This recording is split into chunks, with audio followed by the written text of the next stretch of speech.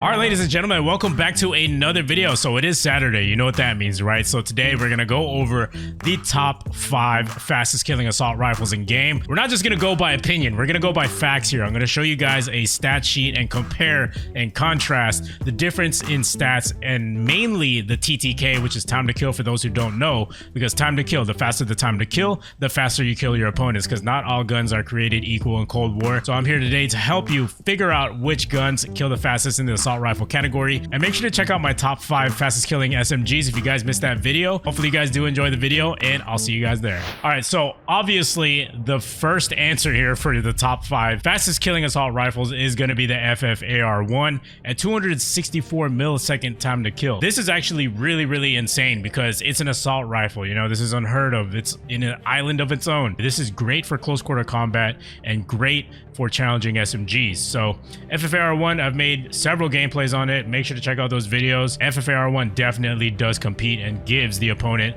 a run for the money when we're playing in close quarter combat. All right, and next up, this one's pretty easy, guys. So we got the Vargo as well as the AK-47 and the FARA-83. All three have the same TTK at 300 milliseconds. So the reason why you can't see the AK-47 here is because it's pretty much right here hiding behind these two. They literally have the same TTK. Now if we're gonna rank these, which one's the best one, this is just gonna come down to personal opinion here. So I would say it's a tie between the AK-47 and the Vargo 52 for me personally.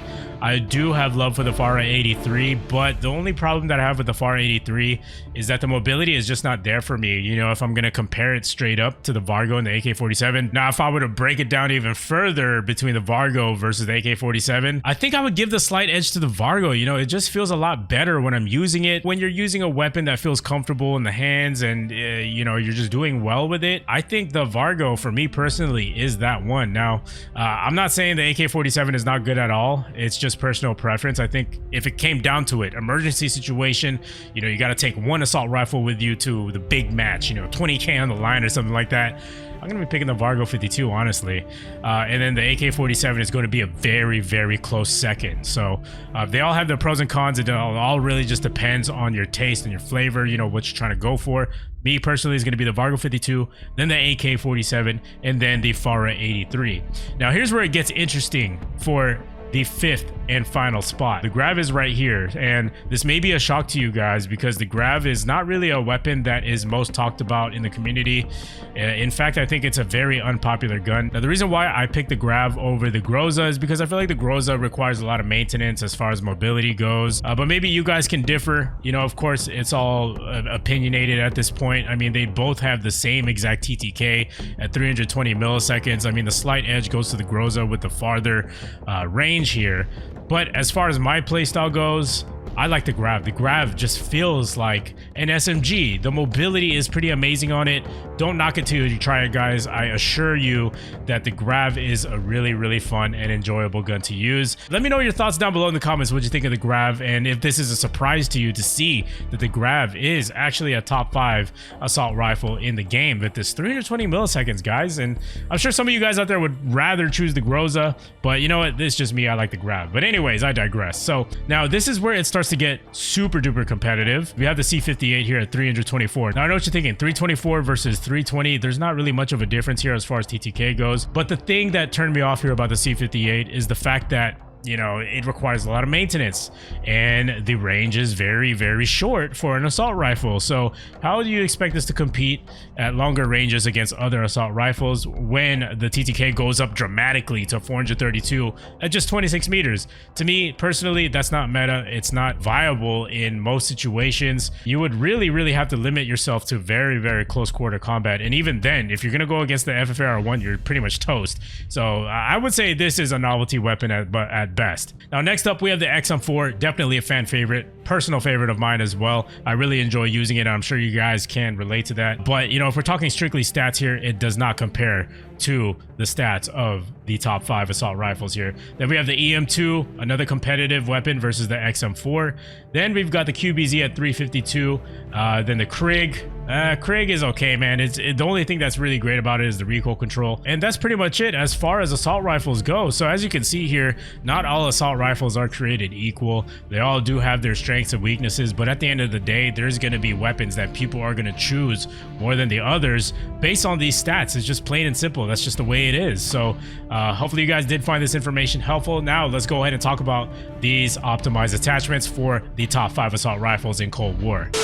Let's start off with the FFAR1. All right, so the FFAR1, we got the SOCOM eliminator for the muzzle. Now the reason why we're using this is obviously because the FFAR1 has a very, very fast fire rate, and sometimes the recoil control can be everywhere, so you want to be as accurate as possible. So we're going to go with the SOCOM eliminator. Now for the barrel, we're going to go with the Ranger barrel. The reason being is because that this does not affect our recoil control at all, so you don't need to really worry too much about not being accurate with your shot. What good is it if you use an attachment that's going to hinder your recoil control? Now if you're a little bit more experienced, obviously you can use something else, but I highly recommend using the Ranger barrel. It has 100% bullet velocity. It gives you the fastest hit detection possible. All right, now for the underbarrel, we're going to go with the field agent grip once again, just to help control the recoil even further. There's nothing more than having that insurance that your recoil is going to be on point. Now for the magazine, this is where I guess you can just pick whatever you want to, what you're comfortable with, but my recommendation is the Salvo 44 round fast mag, just so that we can be sure that we reload as fast as we possibly can, because like I said, the fire rate on this thing is absolutely insane, 909 RPM. So with that, it comes with you know, losing your ammo a lot quicker. So obviously if you're going to be using this aggressive, which you should be,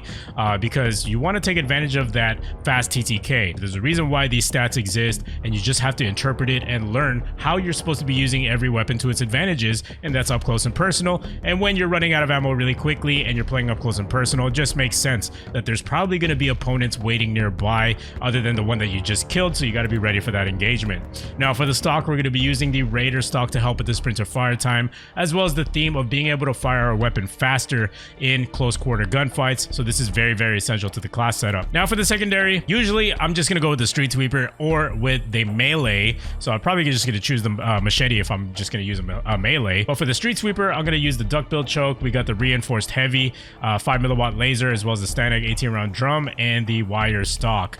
Now for my tactical, it's all pretty much the same: stim shot, C4, jammer, and the perk setup is going to be flak jacket, tactical mask, scavenger, tracker, spycraft, and ghost. Again, I'm not going to be repeating these throughout the whole entire video because it's pretty much the same thing, and I don't want this video to be too long. Now moving on to the Vargo 52. So this is definitely my favorite class setup for the Vargo 52. Now one of the reasons why the Vargo 52 is one of the best assault rifles is, besides the obvious of the TTK, is because its mobility. Its mobility is pretty nice. So with the Vargo 52, we're using the GRU suppressor. We got the VDV reinforced. We got the Spetsnaz grip, 40 round speed mag, but you could go with the 50 round if you want to. And as well as the stock, we're going to go with the KGB skeletal stock. All right, next up, we have the AK-47. You know, I had to bling it out here with the little charm there. So with the AK-47, I really enjoy using it with the suppressor. So that's why we're going with here. Suppressor keep us stealthy off the minimap when we're on a streak. It's very essential to staying alive. Barrel is going to be the VDV reinforced barrel to help extend our TTK out to that 70-meter range. Underbarrel is going to be the foregrip. Foregrip with no cons. Love it. What's more to ask? Magazine is going to be the 40 round, but you know, you could play around with it, whatever attachments you want here. It's all optional.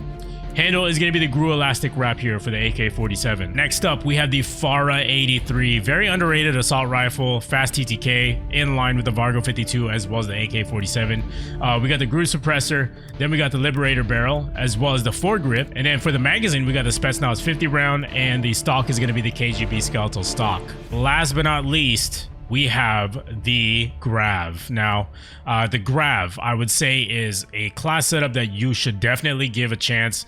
I know, like, aesthetically, it's not the most pleasing looking assault rifle out there, because I know some people do care about that stuff, but at the end of the day, all it really comes down to is the performance of the gun and how it helps you win gunfights. Obviously, that's why we play COD, right? We want to have fun and we want to do good. So with this class setup, we're going with the suppressor, and then the barrel is going to be the Ranger barrel.